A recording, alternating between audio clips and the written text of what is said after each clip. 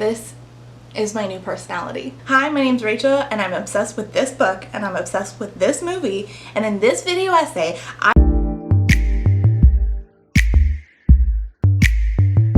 for once I'm actually here to talk about a book that I liked. Well, not for once, just for the first time in a while. So I'm here to talk about this. Kay from I Love Books Okay sent me this.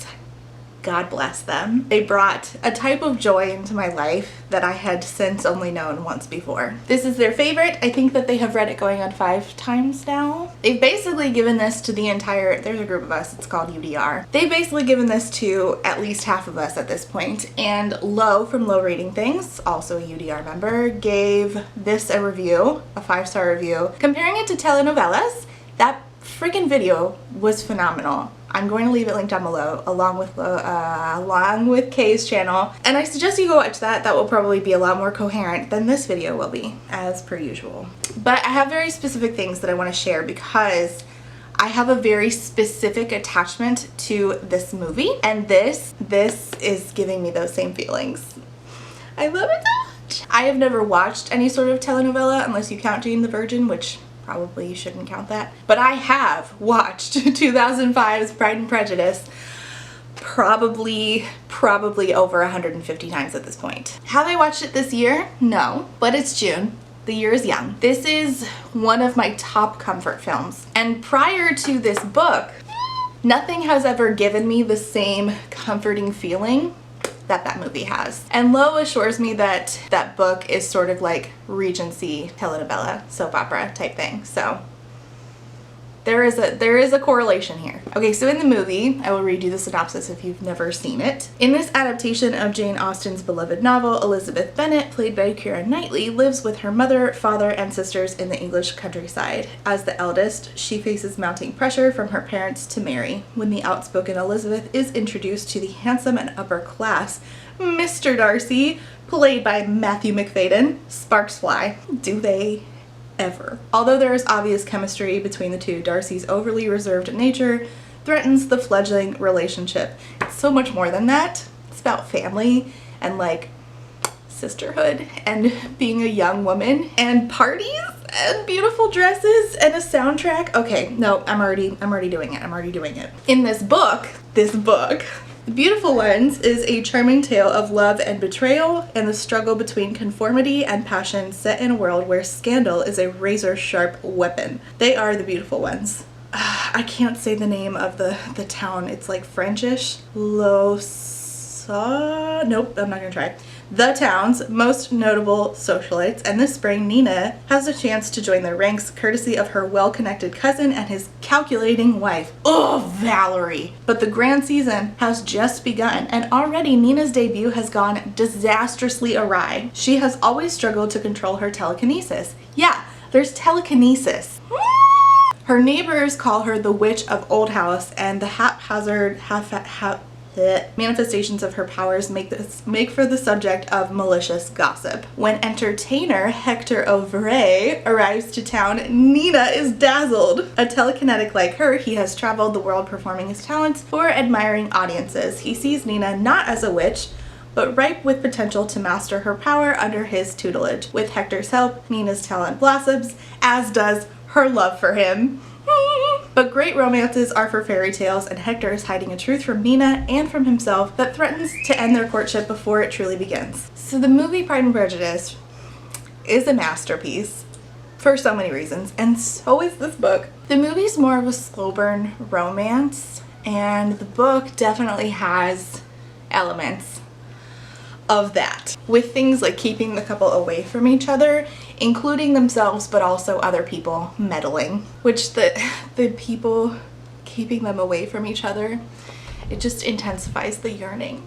They're also sort of set in similar time periods. I think there might be like a 70-year difference between the two. So Nina, similar to Elizabeth Bennet, sort of shirks societal expectations for her. She really wants to marry for love and kind of just is disillusioned by the whole idea of the courting if it's not for like actual romance. Both the book and the movie depict the harsh societal expectations on women in that particular like time period, but they also depict the things in the time period that I really like the dancing and the dresses.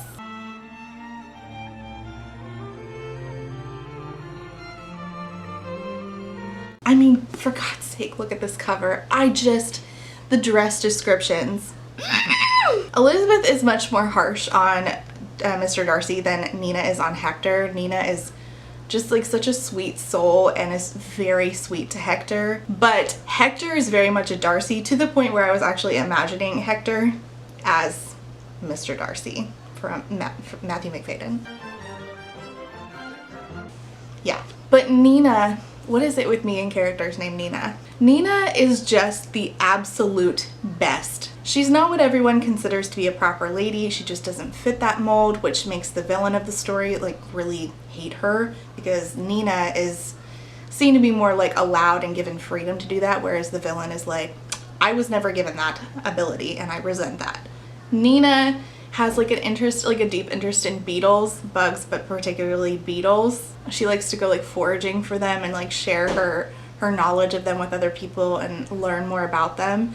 And she also has the power of telekinesis like Hector does, and she really wants him to teach her how to hone her gift because she doesn't have a lot of control over it. And the dynamic of him teaching her, especially when this isn't considered acceptable by society, so they're doing it without anyone knowing. And it ended up like really endearing her to him, which the dynamic there was just so freaking precious. The cinematography in the movie is it's really unmatched. Part of the reason I love it so much is just the depth of emotion that whoever created this movie was able to convey in these like long one-shot scenes with this beautiful music playing in the back, right? There's also like the scene of Elizabeth and her sister Jane, who's very dear to her, underneath the sheet talking, and that just really shows you like the depth of their bond. There's the iconic shot of Lizzie on the cliff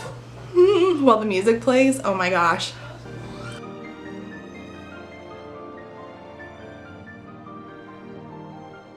There's that phenomenal scene at the end where Mr. Darcy is walking towards Elizabeth in this field, and it's like very foggy, and it's just the music is playing and there's so many emotions, so many things that are unsaid, but they don't have to be said because you're just feeling them.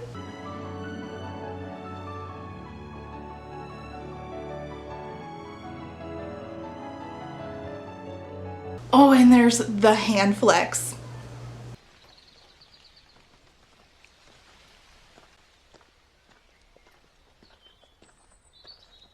It's amazing. It all makes you feel things. Obviously, there's no cinematography in a book, right? But the writing in this makes you feel very similar things. Silvio Moreno Garcia was able to capture whatever that particular emotion is that you feel watching those scenes and put it in a book.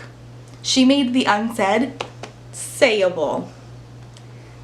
That's not proper English. There's so many scenes where she describes like rivers and sleepy afternoons in the country at Old House, which is where Nina's family lives, and libraries, and you just get that very particular feeling that you get with Pride and Prejudice from 2005. You can visualize everything so clearly and you start to hear the soundtrack in your head. There's lines in both that will really stay with you, both like from fight scenes with the villain, because most of the time Nina is very nice, but where she's just like fed up and she's finally like, you know what, absolutely not. And Elizabeth very similarly does this with Darcy's aunt. And will you promise never to enter into such an engagement? I will not, and I certainly never shall. You have insulted me in every possible way and can now have nothing further to say. The romance is actual butterflies. And that's rare for me, reading a book and getting butterflies. I got it here, and I get that with the movie. Every single time. Just Nina being like very kind and like well-spoken and just very assertive about who she is, and then Hector being kind of standoffish, very Mr. Darcy. That dynamic really does it for me. Will prefer troops the food of her. Of a fine stout, love it may. But if it is only a vague inclination, I'm convinced one poor sonnet will kill it stone dead. So what do you recommend to encourage affection? Dancing. Even if one's partner is barely tolerable. The villains in both the book and the movie are similar in that they are women who who try to keep the couple apart, and you really freaking hate them. The villains in Pride and Prejudice are more subtle. You don't see them very often, whereas you do see quite a bit of the villain in The Beautiful Ones. I hate her. In Pride and Prejudice, Darcy's aunt shows up and barges into Elizabeth's house at night, and she's like, you can't marry my nephew. You're not good enough for my nephew. And Elizabeth is like, this is so freaking inappropriate, get out of my house. And you just want to reach the screen and slap the aunt and give Elizabeth a huge hug. That's what this is. That's what this is. It's a whole book of that. The one in the book is 10 times worse than Darcy's aunt. Oh my god, I hate her. She's similar in that she's a bitter woman who's become the worst possible version of herself. And you understand why this has happened, but you just, oh, you're gonna hate her. There's a moment when she like really unravels and destroys something that she loves, and I was like sitting back just going, good. Feel pain. Suffer. She's horrible to Nina, and when Hector stood up to the villain for Nina, I was ready to propose. I fought against my better judgment, my family's expectation, the inferiority of your birth, my rank and circumstance, all these things, and I'm willing to put them aside and ask you to end my agony. I don't understand. I love you. So similar to 2005's Pride and Prejudice being my comfort movie, this is my new comfort book. I will reread the utter shit out of this. It's gonna be decimated by the time I'm done with it. I already got chocolate on it, which is really on brand for me. That's it. That's all I have to say. I love this book. I absolutely fucking loved it. If you love 2005's Pride and Prejudice plus telekinesis, you're gonna love this. Oh my god, you will love this. Ah! Alright, thank you so much, Kay. I love you. I so appreciate you. This is... feelings. That's it. That's all I've got to say. Read this immediately. Thanks for watching. See you next time. Bye!